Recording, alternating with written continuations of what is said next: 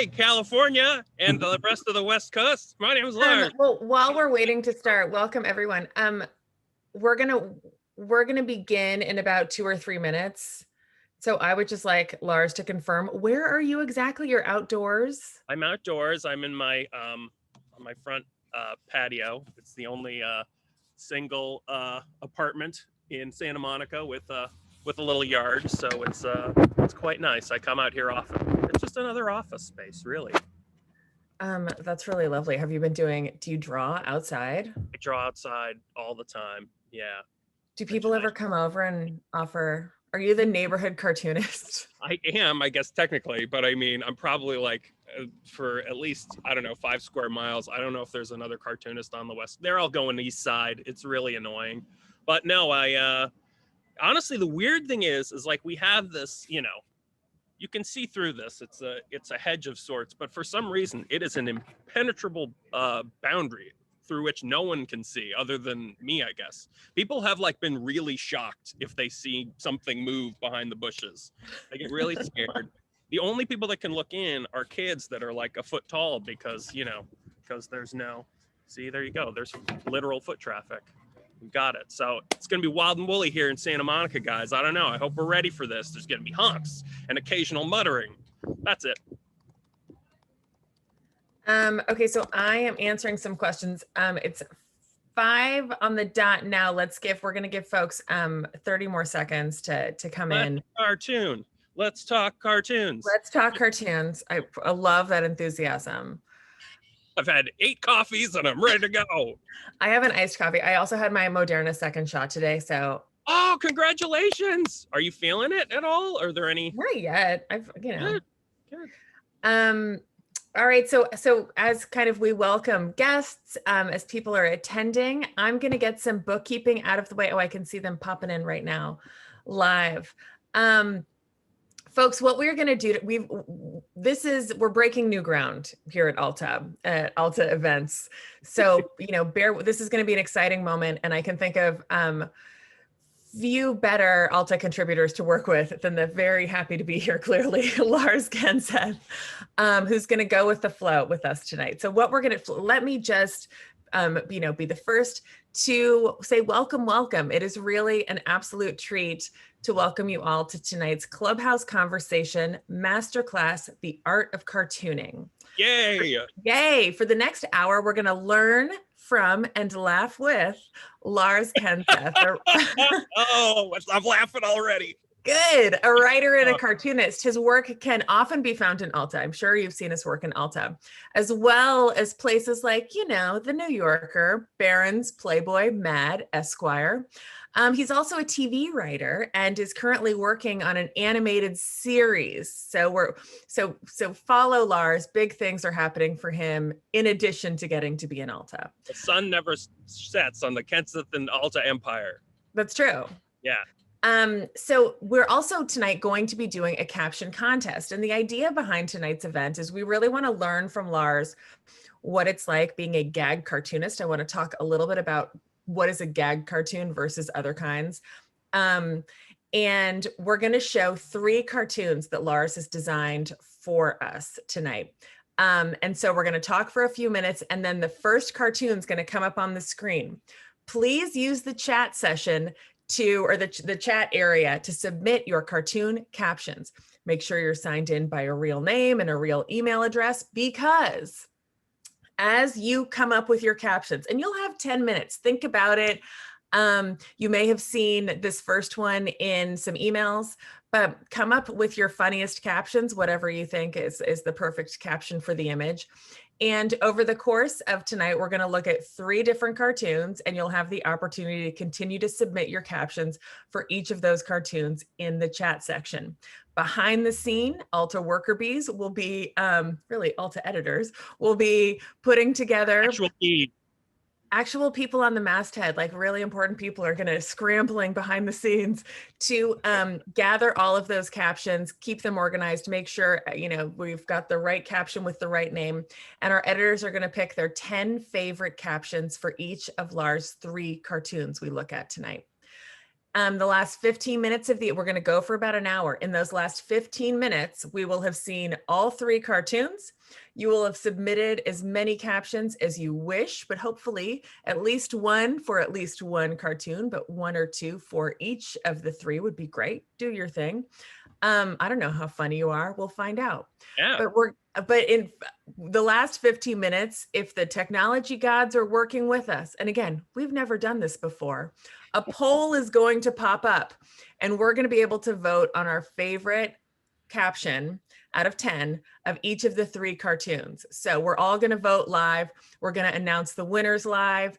If you can't stay for the whole thing, but want to still submit your captions, don't worry. We're going to announce the winners in a thank you email we will send you tomorrow, as well as in the Ulta Clubhouse, which is our members only online community. We're going to send you links to that as well. If your caption is selected tonight, there's going to be 3 winners, 1 caption winner for each of the cartoons. You will win this very chic Ulta hat. I can't imagine looking more stylish this summer, this spring and summer. This is felt, it's gray, it's got leather in the back.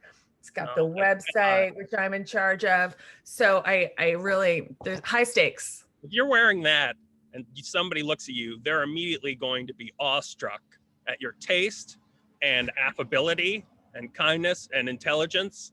And then they'll also come and subscribe because there's the website on the back.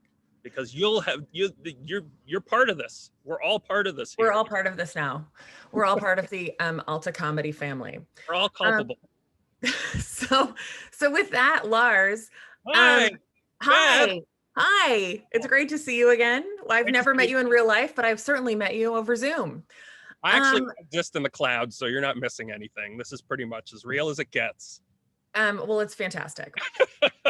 Can you, before working at a magazine that published cartoons, of which there aren't many, can you talk a little bit about what is a gag cartoon within the genre? Sure. Yeah. So a gag cartoon stands apart from other kinds of cartoons in that it is a single panel and a caption that goes with an image, and that image is often the means of like the joke is typically in the line and the image is usually the setup. That's typically the way it works with most gag cartoons. And that's different from, say, political cartoons where you have to label at least 8 things, the economy or the government. Otherwise, it won't count. And then it will have no home anywhere whatsoever. Or comic strips, which are multi-panel. And, there's gray area in between. And, we're in a new era where newspapers are all just dying and going away. But the form exists, the form persists. It's been there since the 1920s, at least, with when the New Yorker first started putting cartoons in their magazine, and that through mainly the work of Peter Arno, really kind of forging the tone of a gag cartoon. But just like anything, they can be good, they can be bad. I'm sure everybody's captions today are going to be really good and nothing will be bad. And we can just go on through the rest of our lives like this. This will set up. This is the first cartoon for the rest of your life. That's what I'm saying. Well, with that, let's take a look at it. Oh my goodness. I'm going to hope that our award-winning creative director, John Gecky, is going to share. Just like laying him out there okay, here we go. He's won multiple awards. So this is your first cartoon. Now, again, this is uncaptioned. This is a Lars Kenseth original. Right. Folks, what you can do right now, I know a lot of you saw this image in an invitation email or in the Clubhouse. What's your funniest caption for this? Remember, a hat is on the line. Please. Oh, and here we go. Okay, so people are submitting them in the chat. This is great. Mark, you are doing exactly what you need to do. You can send these to either panelists or attendees. It'd be great if you clicked panelist and attendees. Oh my God, people are really ready to go. I love this. Okay, great. I guess one was in the email, so we shouldn't be surprised. People have been working on this all day. That's true. That's true. Didn't think couldn't, so. more power. This is great. If you could, this is clearly for the first cartoon. In a perfect world, if I know comedy works really fast, if you could write cartoon 1 in your caption, that might be great. There is, you guys, these are really funny. This is so great. Okay. Awesome. Holy crap. You guys. Is this how fast captions come to you, Lars? Is this the way? Yeah. Usually I get them through REM sleep and it looks exactly like this. Oh, okay, all my work's done. No, I wish. No, you sit there and it takes forever and you're just thinking about lunch and it's really hard. So I'm envious that people are coming up with such great captions here. My God. When you, so with this image, and we can, you know, I'm sure that every cartoon is certainly a different and organic, presumably experience, but let's just use this cartoon as an example.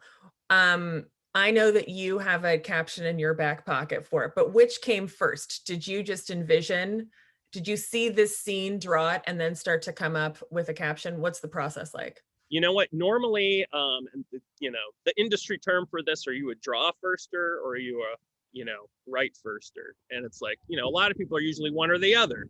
I've actually gone through a little bit of an evolution. Usually I come up with the caption first. And I think for this one, that was also the case. But a lot of times lately, I've just been, I don't know what I want to do. I'm just going to draw something and paint myself into a corner and try and come up with a gag afterwards. So, so I think for this one, it was a caption first. But the idea of ostrich with head in sand, it's a pretty well-known cartoon trope. You know, it's interesting. You know, you don't find this in other, you know, comedic spheres, but because typically if you have a construct that's, you know, if there were all these, I mean, there's hundreds of ostrich cartoons, if not thousands, that people have come up with and been published in magazines and newspapers over the years, but they keep happening. And the same is true of desert island cartoons and therapy cartoons, you know, and if it was any place else, you know, you would be like, oh, that's just, you know, this just guy's just ripping off this other guy. Can't do that. What the heck's going on here? But no, for some reason, you can just recycle crap over and over and over again. And people like it. So, you know, that's just a good lesson out there. Carlos Mencia, you should have been a cartoonist. You should have been a cartoonist and not pulling jokes and stand up. That's just my take. But yeah, it's amazing. No one has ever mentioned Carlos Mencia at an Ulta event before, so kudos to you for that one. I'm taking this down one level. Guys, get ready to go to the basement, because if there's one thing I do, it's unintentionally drag things down to the bottom. We've got a raised hand here, so I'm going to try this. Diana or Diana, I'm going to ask you to unmute. And if you can verbal kind of, I can't make you turn your video on, but what do you have a question for Lars? I can't find where to submit. I typed in my caption, and it doesn't seem to be going on. You're in the chat? Yes, I'm in the chat. Oh, great. And it's not going in. All right. I'm scrolling up. I can't do this right now. We're going to have John on the case and try and figure out what's going on. And hopefully he can DM you and make sure that's going on. Don't worry, Diana, he's won a lot of awards. He'll figure this out. He's won many, many awards. Diana, we're going to figure out why, for whatever reason, you cannot. I'm going to send you a message even. Good. John is actually not a person, but a sentient pile of awards. A lot of people don't know that, but that's the kind of stuff you find out about here in Alta Live. We're going to try and figure out if anyone else is having a problem submitting a caption, please don't hesitate to let us know. We will figure it out. It seems, though, that a number of people are just going into the chat. You can select a drop-down menu and select panelists and attendees, ideally. John's messaging you, Diana, right now, and share your caption. So we're going to, let me just escape and make sure we're staying on our time here. So for this, how, you know, we've gotten a couple of questions via email, Lars. Okay. How are you just cranking these out all day long? Do you do 50 a day? Do you set a goal for yourself like some writers do? Do you go through manic periods? Yes, that's sort of how it works. Basically, usually when there's a deadline, I don't do anything until the very last day. And then with the ticking clock in front of me, I panic into a creative space. And I usually do all my work on that one day before it's due. That's not true of anything else in my life, but it is true of cartoons, because otherwise I'll just sit there and just kind of go, I don't know. Maybe I can, what is it, the therapy office, and what if there was one on a desert island? That's 2 tropes. I'd get bonus money for that. You know, I'd start thinking that way, and then take the whole day. But instead, I like to set aside time on the day before. And here's the other thing that will happen is I'll come up with ideas during the week. I can't plan out when it's going to happen.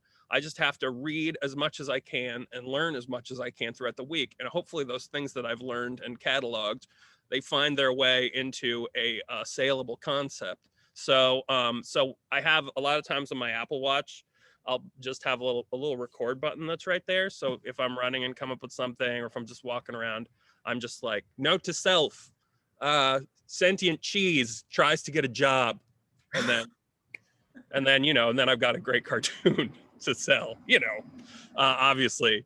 So that's my strategy. It's like spurts of creative happenstance, and then I pull it all together at the end, like you know, like a milliner trying to make his hat goal for the end of the month. Okay, this is great. Hopefully Amy and John, you've been able to go through and we're gonna wrap up Captions 1 for Cartoon 1. I already have a favorite. You do, really? I'm not gonna Tell me say what it is. I already have a favorite. It's a literary reference. John, I think we can move on to question number 2. Folks, if you've got a question, please put it in the Q&A, although I do see one. Okay, so this is our second cartoon. Here we go. Again by Lars. I note a splash of color. I don't know if that's the official Ulta Red. I don't know if I have the copyright for the Ulta Red, but I tried to get it as close as I could. So again, this is your second cartoon, folks. If you can preface this, again, sending it to panelists and attendees with your brilliance, that cartoon number 2 and whatever your caption is, that would be great. And while you do that, I'm going to ask a great question from Susan. She's saying it's a little off subject. It is on subject. I have contributed many cartoons to magazine and never been published. Is there a trick to this, or keep trying? Oh boy, I wish there was a trick. You really just have to keep trying. It's so funny. And a lot of it, it's just, okay, here's what I would say. There are a couple different ways that you can get into, you know, cartooning. One is to, if you have a body of work, or if you have just like even a batch of like 10 or so cartoons, you could obviously submit to every place that you can and do it as regularly as possible. I say that because if you submit regularly, people are going to know who you are. You're going to establish a voice quicker, and they'll be more likely to buy from you because they'll know that you're serious. If you're intermittent, then people are going to be like, well, I can't really count on that, so I'm not really going to put my stock in this person. Another thing you could do, which I think is a fun idea, it hasn't worked for me yet, but if you find a magazine or a newspaper or something that you like, you know, approach them on your own and just say, hey, have you thought about having cartoons and such, you know, paperwork? And with a little deep diving on the internet, you can figure out who the creative director or the, you know, or the head of like editorial content is. And, you know, a lot of times, you know, you'll at least get a response. Then, you know, the other thing that I think is good is if you can meet people like in the industry, that would be a big help. One of the first, I went to the National Cartoonist Society meeting in 2016, and that's where I met Matt Diffie, who is a New Yorker cartoonist and has edited a lot of like the, you know, the rejected collections for the New Yorker. And he was very helpful to me in giving me advice and like helping me hone my look as well as, you know, my humor, because I didn't really draw like this when I when I started. I've been in TV animation for a really long time, and so I kind of, you know, I grew up loving like Family Guy and The Simpsons and Beavis and Butthead and all that jazz, and so my stuff always looked like it belonged on TV because that's what I wanted to do. but I was always obsessed with the New Yorker and single panel cartoons. So, you know, I tried my hand at it, you know, in my, you know, late 20s, and was like, all right, I'm going to try and do this for real. I didn't have any confidence in it, but I tried. And so, so yeah, in any case, that you got to want to do it more than anything, and doing it consistently, because it's not, obviously it's not something that is like, you can't have that as your only career. I mean, you could, but I mean, you know, you're going to have a lot of worried relatives, is all I have to say. And I still do. They're all very. We all have worried relatives. I can even now, I can't tell you, like, everyone, I think it's within the past year that law school was mentioned to me, which is just ridiculous. But you know, but this is the other great benefit of selling cartoons. If you keep at it, and if you just hit the pavement and just do whatever you can to make whatever connections you can, Instagram, Twitter, reaching out to people that way. If you do it and you get a cartoon in a magazine, your parents will be actually proud of you, because they'll finally understand what it is that you do. Because people of a certain age love single panel cartoons. It's like being a celebrity, you know. The kids today, not so much. But, you know, that's why I wear a backwards hat, to appeal to the youth. Not now, obviously, because I have respect for the Alta audience. But anyway. We're old. Yeah. No. I'm just saying, you're smart. You're educated. That's not going to work on you guys. You're welcome. Brought it to a nice place. Well, then, can I ask a dumb question? Is the single panel cartoon and a gag cartoon the same thing? Pretty much, yeah. It's just a question of semantics, I think, really. Okay. You know, are you a gag man, or a single panel cartoonist? I like single panel cartoonists because it makes me sound less like I wear a straw hat and knock on doors in Broadway musicals. I'm a gag man, see? I mean, that is a good point. Can you talk, you mentioned the New Yorker, and I think that we would all acknowledge that as great as Alta is, getting your cartoon in the New Yorker is the moment for any cartoonist. What was your first cartoon that made it in the New Yorker? What did it feel like? Okay. How did the fam react? It was Are you rich? I'm not rich. But no, so what happened was I had been submitting for a while. It actually wasn't that long. It was a couple months, but I had made the trek out to New York to meet Bob Mankoff, who was the editor at the time. And I think that's another thing, meeting people who you know, buy this kind of stuff. The closer you can get into their orbit, the better. But met him, had a great meeting. A month later, I'm at a burger joint near the Wiltern in LA, about to go see the band Ghost perform, which is a heavy metal band with what could best be described as an anti-pope as its lead singer. They've been at Coachella. They're mainstream now, but back then it was, you know, a little bit fringy. Anyway, I'm waiting with my heavy metal friend Tim Hedrick, and I go to the bathroom and I look at my phone while I'm at the urinal, because I'm a very classy person, and I just saw a subject heading in an email that just said okay, and I opened it up. And I sold 2 cartoons my first time out. It was from Bob Mankoff. It said, okay. And it had 2 really bad scans of cartoons that I had done. One was called A Creepy Clown Ruins a Perfectly Good New Yorker cartoon, which is a typical therapy office scene. And then there's a creepy little clown with a stitched up face in the window. Because that's around the time when all those clowns were just kind of standing around places in suburbs and in the woods, and everybody was very concerned.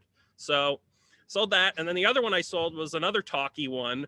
It was a prison, and the caption said stress prison. And on the sign it said, in front of the prison, the place that you fantasize about being sent to so you can catch up on Netflix and reading. Those are my 2 cartoons.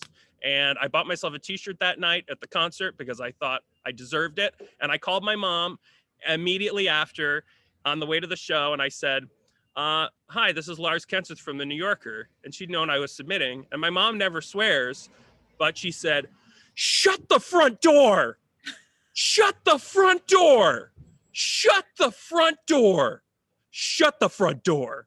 she was just, I've never heard that reaction from her in my life. She was so happy. And yeah, it was it was ridiculous because, you know, she always talks about like, oh, when I was in Montessori school, I'd be the kid at the marker table just drawing all the time. And I always wanted to be a cartoonist. And I finally I did it, which was stupid. Achieving your dreams is weird and very odd. And I still don't understand it. I'm pretty sure we are living all in a simulation. So that's my story about that. Can I ask a very rude question, which I am dying to ask? Please. How much does the New Yorker pay for a gag cartoon or single varies. I think there are, I've seen some texts that sound like they're paying less than what I get right now, but it's $700 per cartoon. I think that's, yeah, it's pretty good. And then, okay, so then there's other people who are higher up who have been there for a long time and they earn double that per cartoon. And, you know, it's a contract, but they don't give out those contracts anymore. So we're all screwed, all the new folks. And I've heard there is even a third tier for some super elite members of the New Yorker cartoon stable. Your Roz chests, your I didn't say anything. God, that's amazing. So for someone like Susan who asked, you know, I've been submitting, how do I do this? It seems like the New Yorker, I mean, you were able to meet with someone there. I've heard from some other Alta cartoonists that, you know, the community of cartoonists are pretty generous in terms of sharing contact information and yes, kind of connecting with one another. Is that? It is the nicest group of people I've ever met in my entire life. I have no idea how a job that's as, you know, can feel as competitive and cutthroat as you might, or you would assume it would be that way because there's so few people doing it, and so many people who want to do it, but everybody is so nice. I remember when I first went to the New Yorker offices, I'm sure I'll have the same reaction when I go to the Ulta offices someday, but when I went to the New Yorker offices, I was like ready to have a panic attack. I was just like on floor 38 of the World Trade Center, Freedom Tower, and I'm waiting, and they have it. It's a very like, you know, everybody's just, all the cartoonists are just kind of milling around.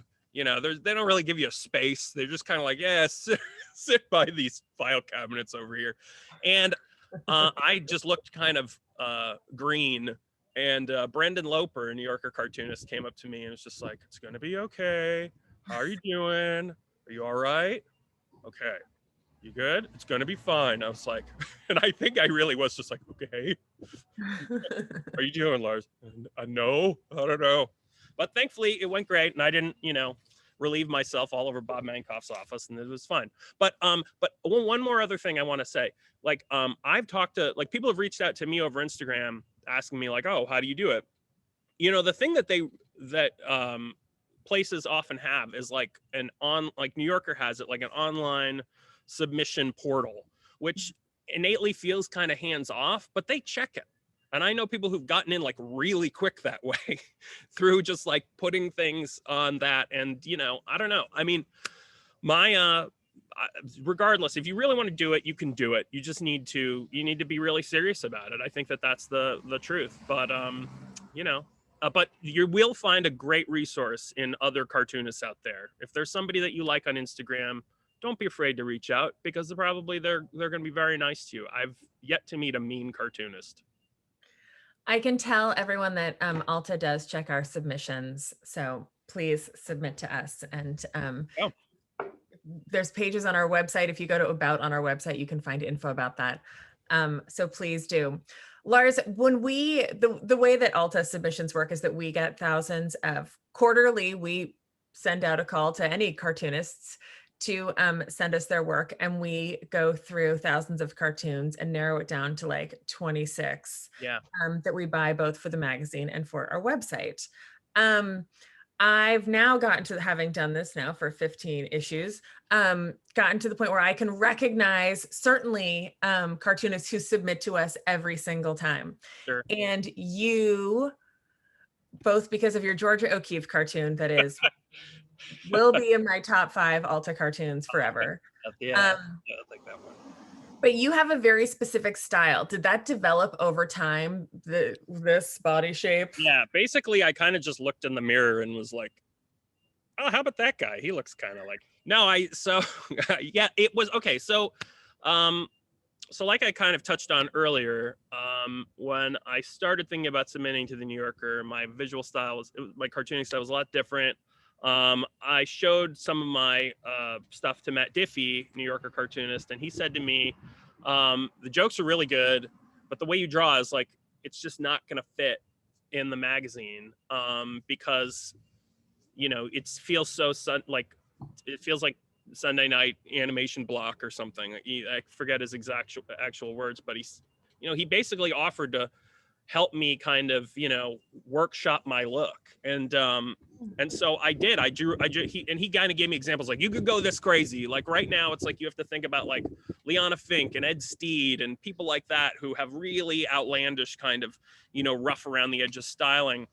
And so I was like, all right, I'd never really thought about, and I'm not a classically trained artist. I've always drawn cartoons, but, it was sort of it was a means to being funny at the root of it. I was never really that interested, in art per se. I mean, I had a couple, Stan Lee, how to draw, action figures, whatever, but books, and a couple books about cartooning, and drawing that specifically, but I'd never really worked on a style, before, and it was kind of incredible. I think in one way it helped me that I didn't have a real style, because it was easy for me to kind of shift and change and do different things, and the thing I kind of landed on wasn't this style.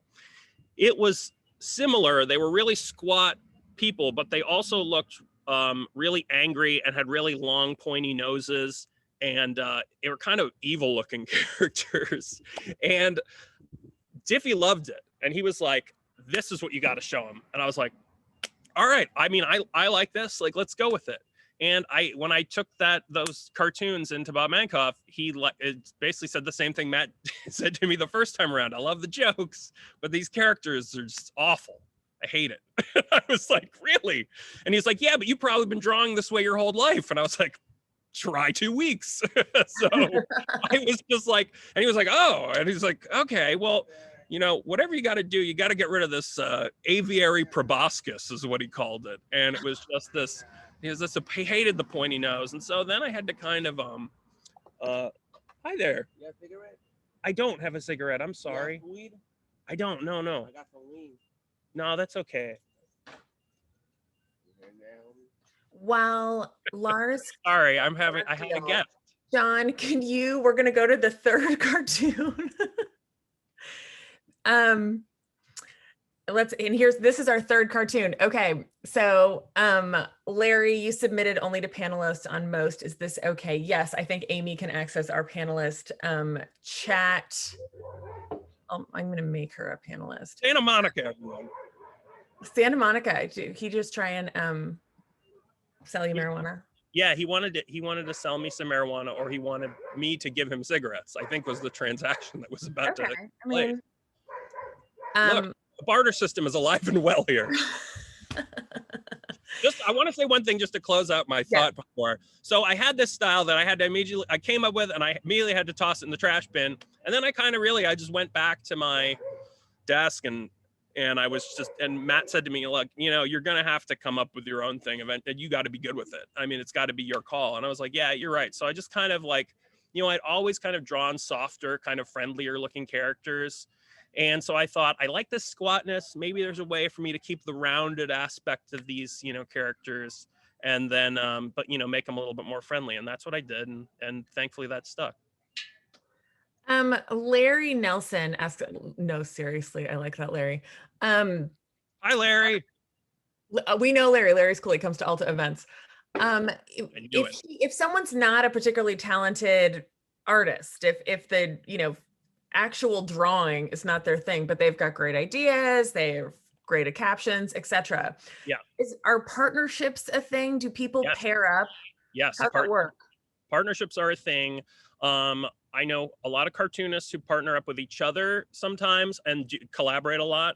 I also know a lot of cartoonists who hire people to write them gags. I mean, the gag writer was like, for instance, I hate to keep mentioning the New Yorker, but the magazine that will not be named would hire in like the, in like the 30s and 40s, they would, they would often on the editorial side come up with cartoon ideas to pitch people like Charles Addams. He worked with gag cartoonists, gag writers a lot.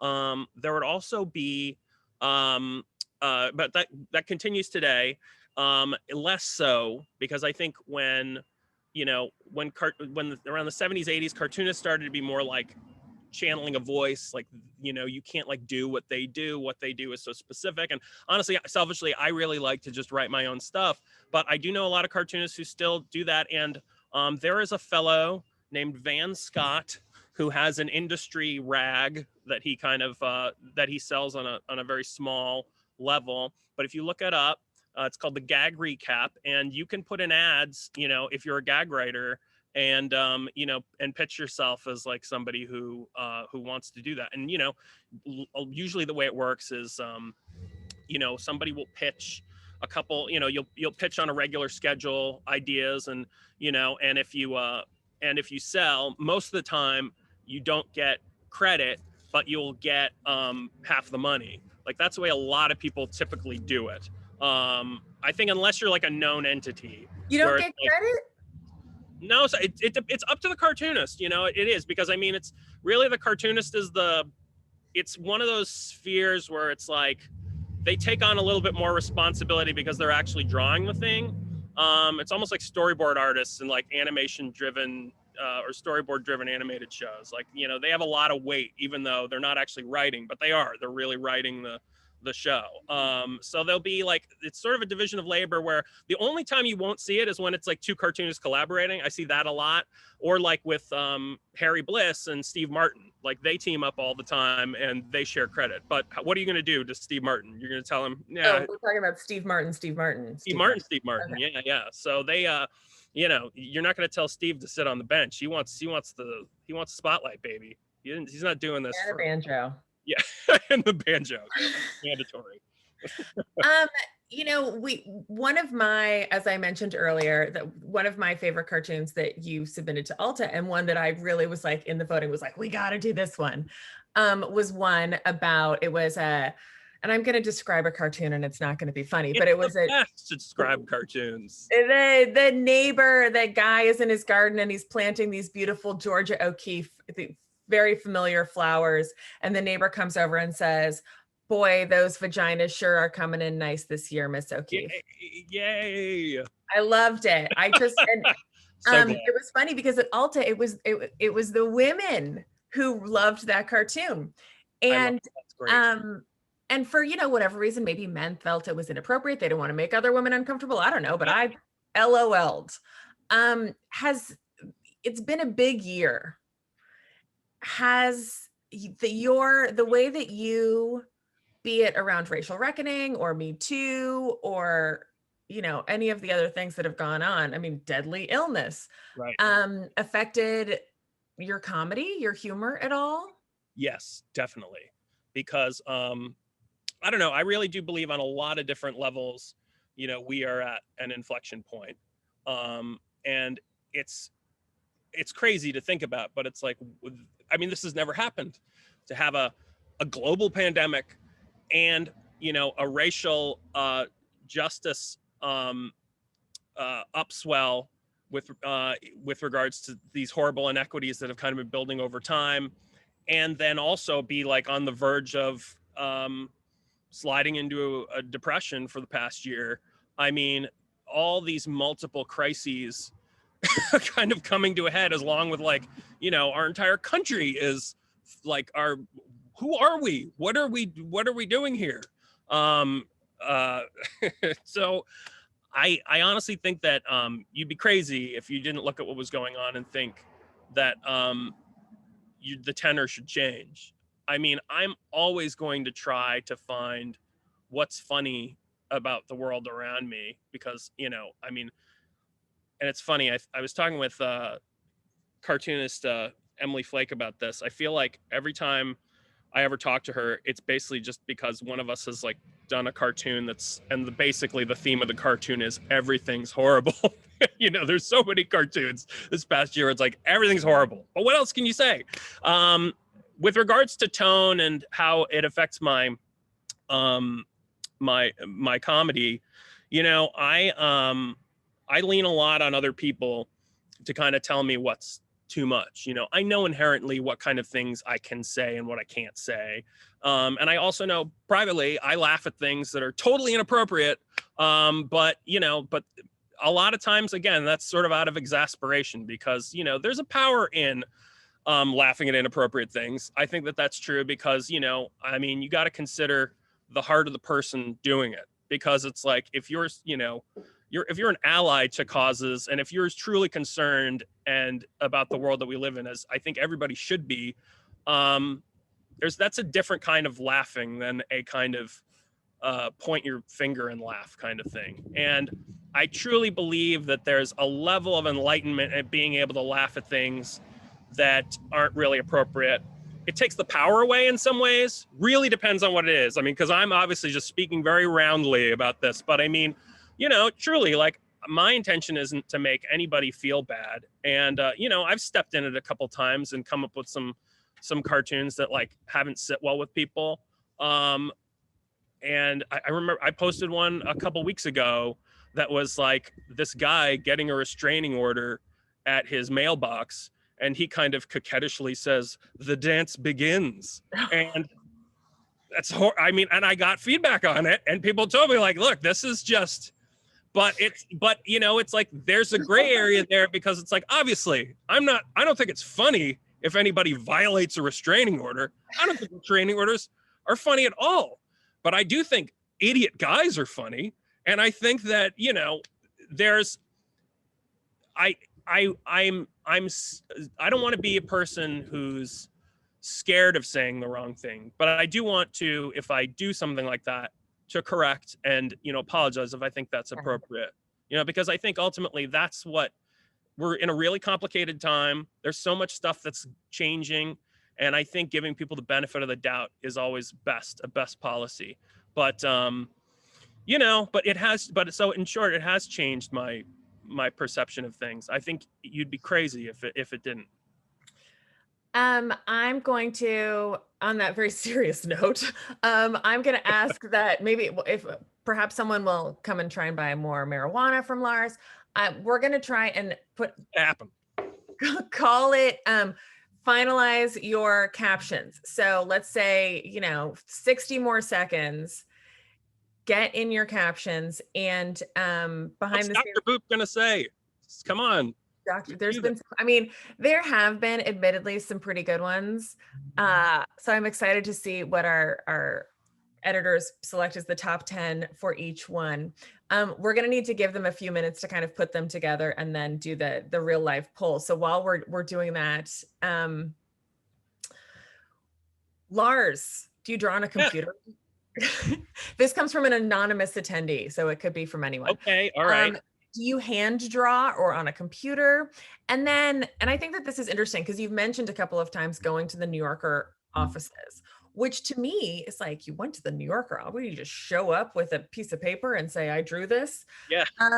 Do you recommend anonymous attendees show up at the New Yorker offices, or is an online submission really a legit way of getting noticed? They're both legit. I think here's the thing right now. I don't even know if there is anybody in the offices yet. I mean, so that's the main thing.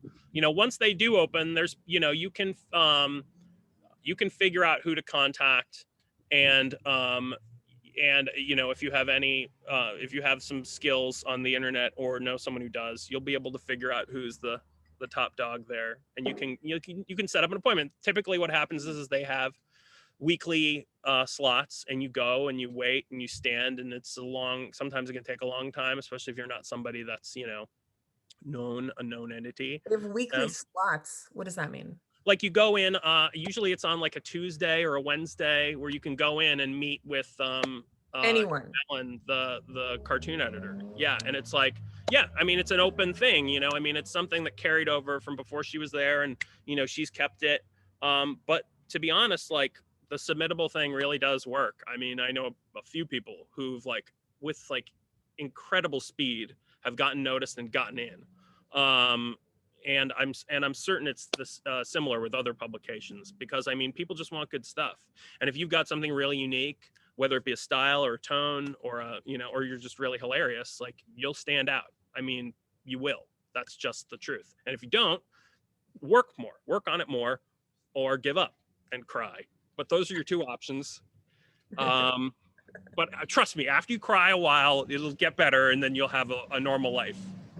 That's my advice to anybody who's grieving or in any kind of distress. You're gonna cry a lot, and then afterwards it'll be good. I promise. I realize that, you know, you're working on, you've written for TV before, you've worked on animated cartoons, like real, you have an IMDb page that is legitimate. But can That's what I tell anybody who I need. I have an IMDb page, okay? I am legitimate. You're legit. You have real credits.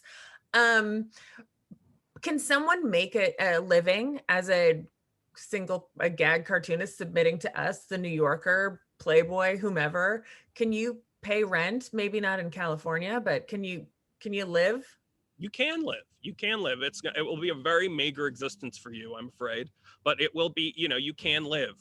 But almost every cartoonist I know has a second job.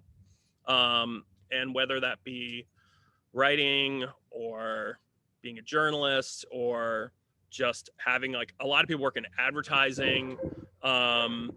One guy I know works at like a furniture store. I mean, it's, you know, we come from all walks of life, you know. I mean, I remember there was this TV show that I loved as a kid called Mask, and it was a show for children, and I was a child at the time. So it was totally on brand for me. And it was about these people who came from all walks of life, just had normal lives. And then, you know, they would throw on these masks. They would be like summoned to like the headquarters. They're like superhero headquarters. And, you know, they put on this mask and suddenly they would have these amazing abilities. But there was this fun montage they would do where you'd see them all in their different lives and be like an architect working at a construction site. And, you know, they'd get a notification on their watch, and then just like, put on mask and now I go. And it's like, and a general, and then this guy who bags groceries, this police officer. And so anyway, that's kind of how I think of cartoonists today. Like, they're all doing something different. And the cool part about that is, even though you can't pay the rent typically with just, you know, especially not if you live in a city, with just being a cartoonist, like, it's not about, you know, it's about all those things that you do extra. Those are the things that inform your art, your comedy. Like, that's, and this is the thing that I say to anybody who wants to be a cartoonist: read as much as you can, do as many different things as you can, put yourself in uncomfortable situations, and stay there for a long time until you come up with some good stuff, because you will. And even if you don't, then you will eventually. I mean, it's all about, you know, that's the weird part about cartooning as kind of a art form, is that everything, it's a distillation of so many different ideas and so many different walks of life and so many different experiences. And, you know, and I love that. And I just, you know, it's a joy to be able to have the ability to just read and watch stuff and not feel guilty. So, because I'm working. What's the last uncomfortable situation you purposefully put yourself in? Well, I believe that wasn't purposeful, but I feel like I attract people who want to sell weed for cigarettes. So typically it's that. But no, the last uncomfortable situation I purposefully put myself in. Like, do you go out looking for fodder? I'm going to sign up for this cooking class. I'm going to attend this weird event in a park. That's true. That's true. You know what? I almost attended a lei making class when I was in Hawaii this past week, but I didn't do it. So do as I say, not as I do. Let's see. I will do things like that. I will do things like that. I'll go to stand-up shows, even though I hate stand-up. And they're really the most uncomfortable thing in the world, but for some reason they attract all these different people who either like think they're funny or just crazy. I will go to the one cool thing is living in Santa Monica and Brentwood's right there.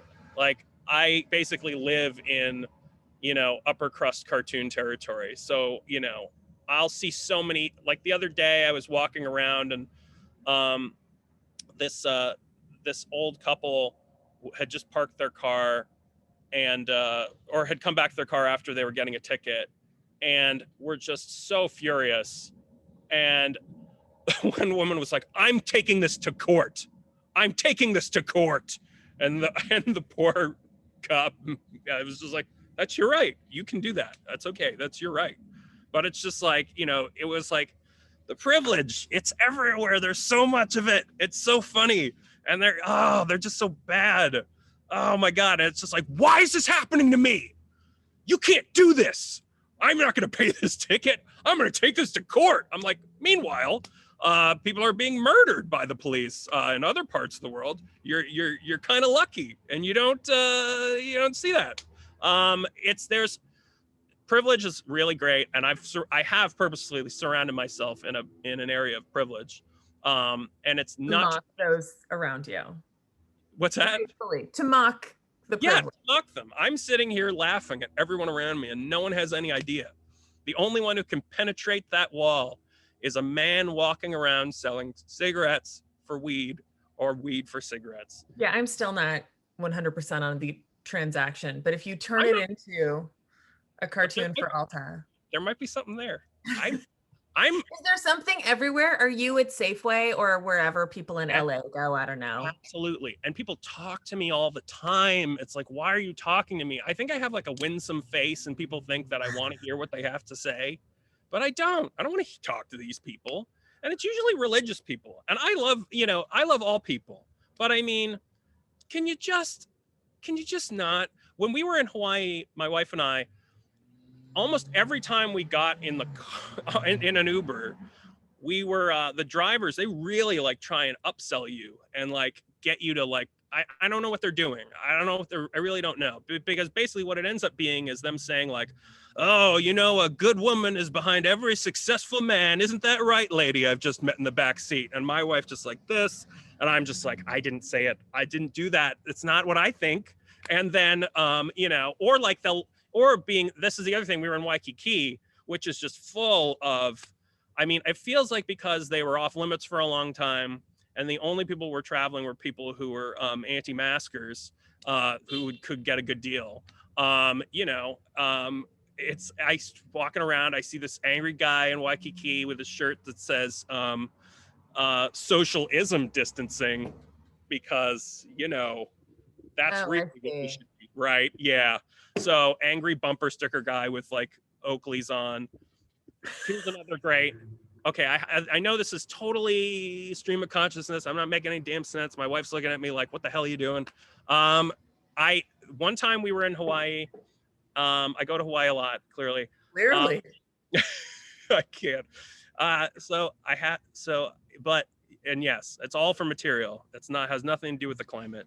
But I remember going, there was the cheaper Hyatt in Waikiki had before COVID, they had a buffet, and it was beautiful. It was like an inside outside buffet, and you go down and breakfast every morning. And my wife and I get back on the elevator with our trays to take it up to the room with all of our stuff. And this guy comes in, he's like walked out of a tractor ad. He's just like, hey, what's the problem? Why are you going back to your room? You don't want the seagulls shitting all over your breakfast? And I was like, what? First of all, it's like 9 a.m. I am not ready for this. I'm on island time and I'm tired. And then I'm just like, oh. And he's just like, yeah, everybody on the convention, everybody said, oh, you gotta go. They got free breakfast. I don't think it's anything that good. You know what? This place sucks. I hate this. And I'm just like, how are you this angry in paradise? Like, how does this happen? Like, what are you doing? What is happening in your head? You can't enjoy. How do you not? Like, I go to Hawaii and it's like, I'm just enjoying myself the entire time. I just feel just as a normal person, sure. Utter bliss, as a person, riddled with anxiety and clinging to my Zoloft with, the last force of my life. I actually feel, anytime I can get just a quantum of solace, I take it. But then, but these people, they're all around. And that's the great thing, is just put yourself out there and have a big smile on your face. Trust me, you'll get a lot of takers. You'll get a lot of people coming up, and the material won't stop. Don't be the anti-bird poop in your buffet guy in Hawaii. Don't do it. That someone is asking, and I think that this might kind of be an interesting question for you to answer, Lars. Hi, great program. Thank you. Can you tell us more about Ulta magazine and how to submit cartoons there? And I can certainly tell you about Ulta. I'm embarrassed to tell you that I moved a bunch of stuff off my bed and I have an issue right here. But Ulta is a quarterly magazine focused on California and the West. I think that we cover history, arts, culture, pretty serious news, long form features. We're doing amazing work, and I hope you check us out at altaonline.com, where you can. Great magazine to subscribe to because it's so big, and you just get to open it up, and there are these vistas and beautiful stories and just great reportage. Here it is. Here it is. Oh my God. Cover killed me. We're a great big magazine. And on the back page of every issue of Ulta, and again, we're quarterly, so you get to wait for 3 months for the next issue, but it'll take you 3 months to just savor. Right. We have cartoons. It's called Altitudes. And this is where Lars's work has appeared a number of times and will, hopefully he'll continue to submit. But Lars, can you backwards, go back to front, and then just, that way you'll have a smile on your face and be laughing already. And then but don't read backwards, because then you won't be able to understand it. How did you find out about Ulta? And what was your submission process like the first time? Oh my God. How did I find out about you guys? I think actually John might have reached out to me. John Gecki is our creative director. I think John Gecki reached out to me, and I was blown away. As soon as I saw this magazine, I was just like, this is incredible. Like, this is exactly what I want. Like, because the thing that I love about magazines like Ulta, there aren't many. I guess it's really Ulta in New York, or maybe a few others, but it covers so much ground. I mean, there's reviews, there's poetry, there's stories, there's cartoons, obviously, and it all centers around the West. And I think that that's super important, because I feel like the West gets neglected so often. And it's really unfair, because I feel like we're leading the way on so many things. You look at California and the way that we lead on legislation, we lead on progressive values and ideas. And then you've also got, so much other character and color that you'll find in some of like the more inland Western states. And, and I learned something new every time I read it. And I was just like, I remember being like maybe a little too effusive when I was talking with John the first time around, just being like, I love this. This looks amazing. It's so cool. And it's like, I wanted to be a part of it immediately. So, I mean, I've been a big champion of Ulta. I talk about it with people all the time, if nothing else, just to put myself in an uncomfortable situation. So then I can describe cartoons, or at least get out about bird poop. Well, I'm going to ask everyone, if you haven't noticed, there should be an Ulta Clubhouse cartoon event poll pop up in your window. It looks like attendees can view. There's 3 questions. We have ostriches cartoon, chart cartoon, and clown doctor, and you can vote on our editor's favorite submissions in each of those. Lars and I can't vote, but I think that everyone else can. And so please do vote. I can kind of see how many of you are voting, and how we're gonna wait, a few minutes and keep talking, but read and vote. Someone asked, are cartoons throughout the magazine or just on the back page? They are just on the back page. However, we also launch cartoons weekly on the website, and in fact, hope to do even more of that. The cartoons are popular, and so right now they appear mostly on the back page of the issue. I can tell you, if you are not a subscriber and haven't received your issue yet, we have what I believe is called a long form cartoon, and it's of course, it's going to take me 45 years to find it, but it's like a whole page. Yes. I'm sorry? This is by Hillary Fitzgerald Campbell, I believe, right? Yes. And so we are kind of exploring more with cartoons, and here it is. She did an entire kind of 2-page story, a comic, or long form cartoon. There's subspecies of cartoons. Yes. That is really cool. And I John is our creative director, and I know that he's, trying to shepherd kind of new ways of looking at humor and art through Ulta. So submissions are, you can do submissions on info@altaonline.com, I think. And we have a whole submissions page. Go to our about section of our website, and I'll link to it as well. I note people are voting. These are great captions, guys. Well done. You're feeling, I feel like, is it weird to see other people? How does that make you feel to see other people caption your artwork? it doesn't feel that weird now. I think it did it at first, but the thing that I realized just through Instagram, it's like if you put up a post with a cartoon in it, you'll just get comments. I didn't realize what they were at first, because I was just like, what? Why is this thing in quotes? And I was like, oh, people just want to pitch captions on cartoons. Like people just, they pitch alternate. It happens all the time. And, I think that really, I don't know what it is. I mean, I think that there is this sort of like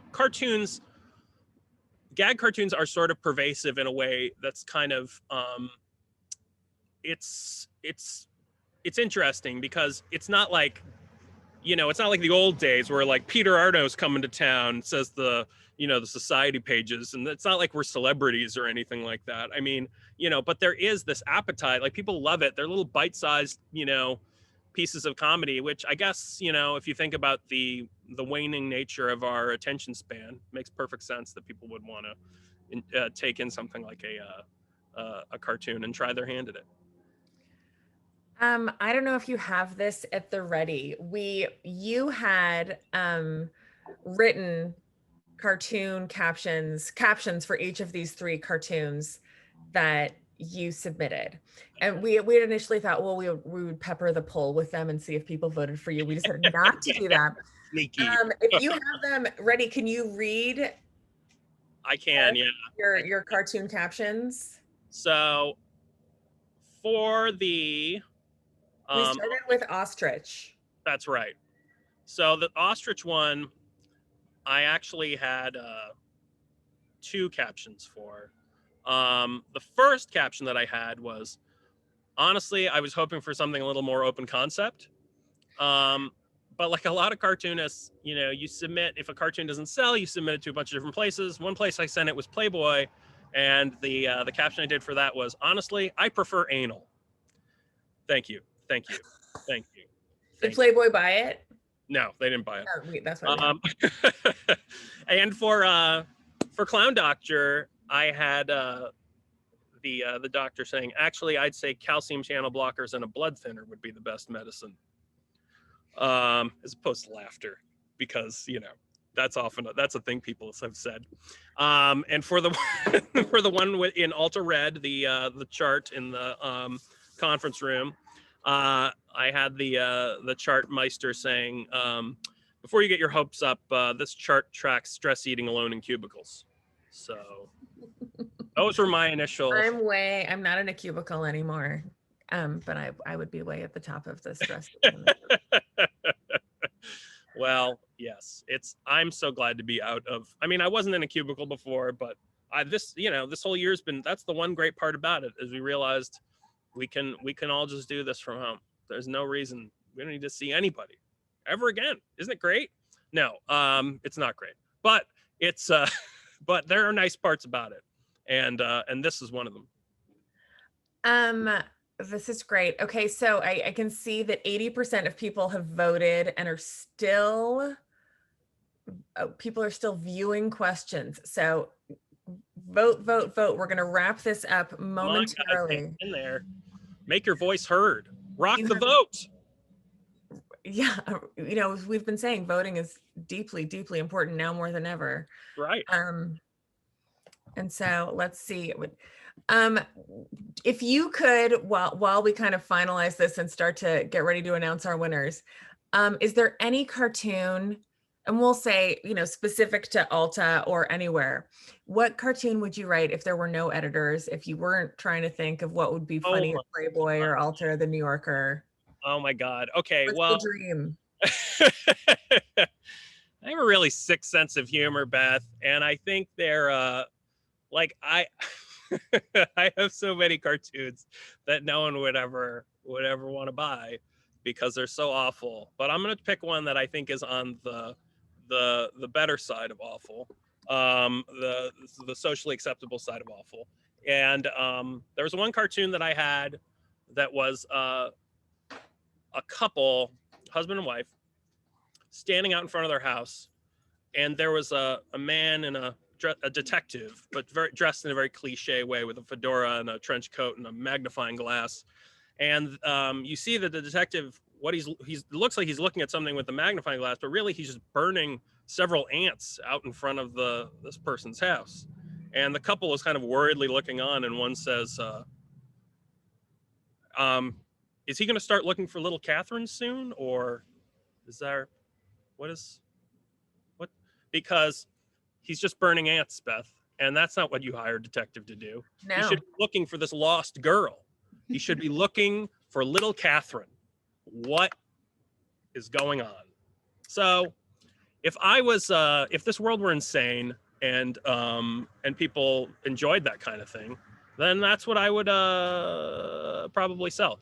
But I love all cartoons, and I especially, honestly, the good thing is my actual go-to is Ulta. Like, that's the tone that I like, because I think it's an aspirational kind of funny where you got to know something in order to laugh at these jokes. You got to know Georgia O'Keeffe artwork. You got to know Georgia O'Keeffe, and whether you like her or not, you got to have that baseline Look at us. level of information. Look at us. All right, well, with that, we love the Ulta love, Lars. With that, we have our winners, folks. The winners are in red. And so for the Ostriches cartoon, with 24% of the final votes, with all precincts reporting, Mark Robincheck, can you hear me now? Mark. That's a good one, Mark. This is coming straight at you. Oh my God. Okay, and then for the chart, the people in the office with the chart up on the wall, yes, we're in the red, but it's a record-breaking red. That's from Fran Abbott. Fran, 33% of the vote. Well done, Fran. That's hilarious. And finally, the clown doctor. Stop clowning around, Bob. This is serious. Skip Price, 21% of the vote. That was a heated race there. Skip Price, with a name like Skip Price, how are you not going to be a funny guy? I don't know. Very true.